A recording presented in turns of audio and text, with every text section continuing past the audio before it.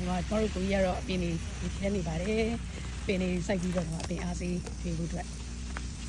နေပါတယ်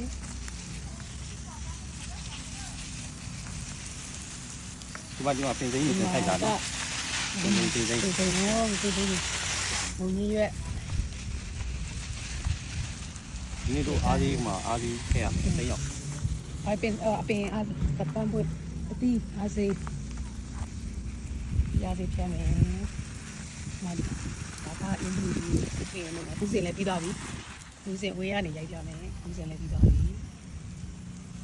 ခုစင်မိုက်တယ်ဒီပြီးသွားပြီအခုတက်ဒီပင်လေးတက်ဖို့တော့လည်းပြီးသွားပြီ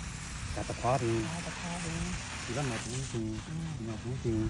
ဘူးပင်တခွားပင်နဲ့ဒါရုံးပိတ်လို့အိမ်မှာဒါပြန်ရရှယ်ပဲနော်ဒီပြန်ဟိုတို့လေးရအောင်ဟို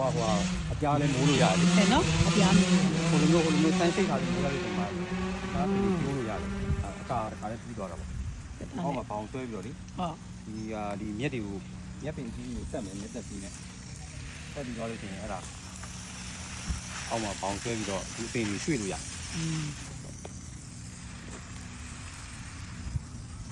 ဒီကမှာဆွဲနေနေပြီစတယ်အဲ့ဒါခွာပြီဒီအိမ်ကမြက်ပင်ကြီးဟိုယူတက်တယ်ဟာလေဟုတ်ဒီ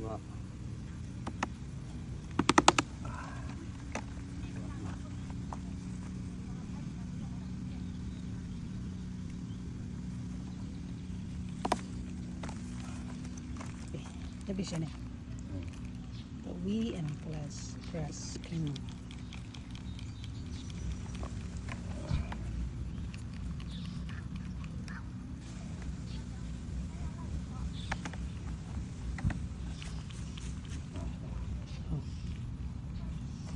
ပြောတာဒီမြက်ပင်ကြီးကို